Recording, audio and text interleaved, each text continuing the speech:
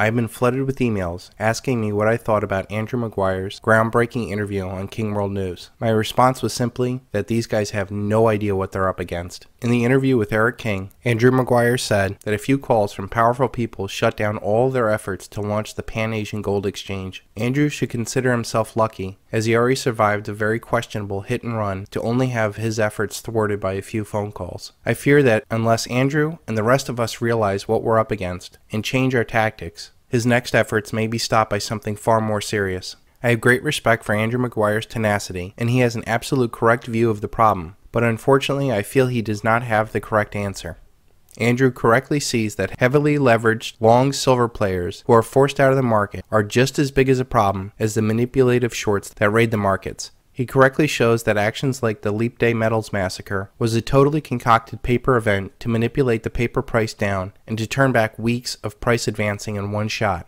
In order to see where his answer, his silver arrow, falls short, we need to look deeper into the problem. It is difficult to get a man to understand something when his salary depends on him not understanding it. Upton Sinclair. Andrew Maguire was a former Goldman Sachs metals trader who testified with Gada at the CFTC public hearing on how the major bullion banks manipulate the gold and silver markets. Not surprisingly, all of this fell on deaf ears, as usual, since the CFTC is part of the problem. Ted Butler has for years banged his head against the wall trying to get those who should do the right thing to do their job. Until he understands that the men he is trying to convince have a stake in the current paradigm and will never change, he will have wasted a better part of his life on something that will never come to be. Gada is another organization that has done an incredible effort to expose the fraud, even taking out a $264,000 full-page ad in the Wall Street Journal in 2008. That effort alone was bold, but it did not change anything. All three of these valiant metal crusaders and hundreds of others who work tirelessly on exposing this fraud of a lifetime will waste all of their efforts unless something fundamentally changes. Andrew Maguire thought he had the answer with the Pan-Asian Gold Exchange. In the Pan-Asian Gold Exchange, metals would be exchanged outside of the Anglo-American Empire's control in Kunming City, China. The idea was that this exchange would bring more competition to the Anglo-dominated markets, and that this market would not be subject to the same market shenanigans and force players to take physical delivery. It could have been a huge threat to the fractional reserve bullion banking system, as Andrew Maguire pointed out. As more physical metal and money flows towards those markets, the more it would chip away at the illusion of the Anglo-American markets. Andrew Maguire then goes on to say in his King World News interview that, quote, a New York-based entity with very strong Chinese relationship made a few phone calls and killed Page. Just like that, months of work down the drain. Andrew should consider himself lucky because there are men that have wasted decades.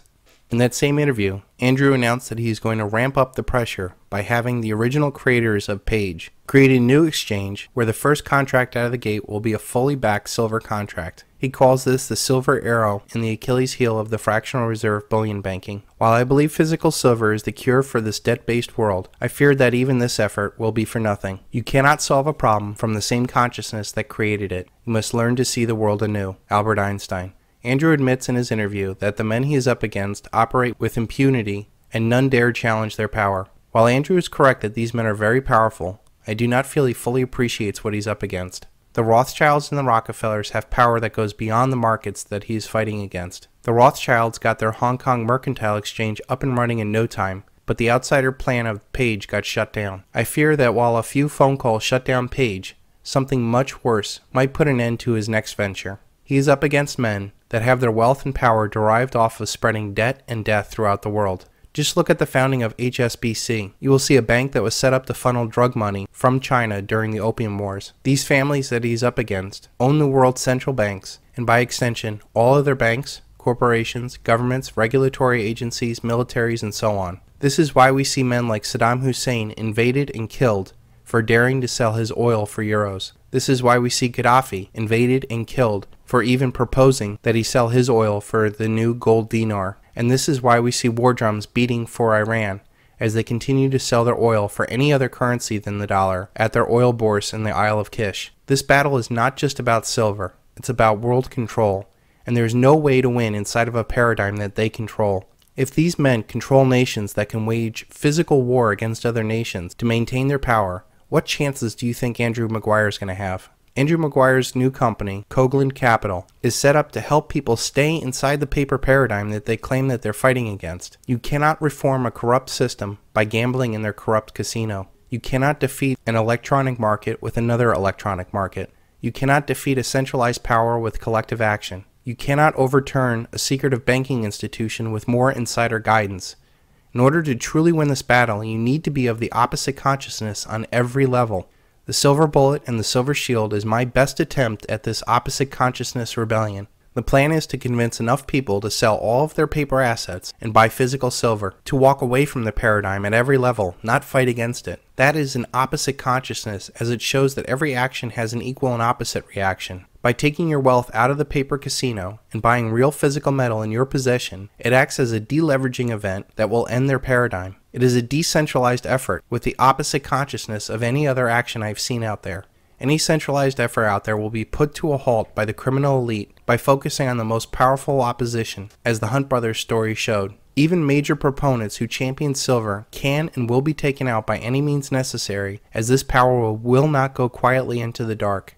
If you can describe a problem better than your audience can, they will assume that you know the answer and follow you anywhere. Far too many people are good at describing the problem, but fall short on their answers. If the problem is a rigged stock market, then silver stocks are not the answer. If debt is the problem, bonds are not the answer. If market manipulation and greed is the problem, then playing in their casino is not the answer. I find it ironic that there are so many who can properly diagnose the problem with the dollar and the markets, and then offer solutions that are more or less of the same consciousness that created the problem. They rail against the dollar, but offer you secret stock tips for a price.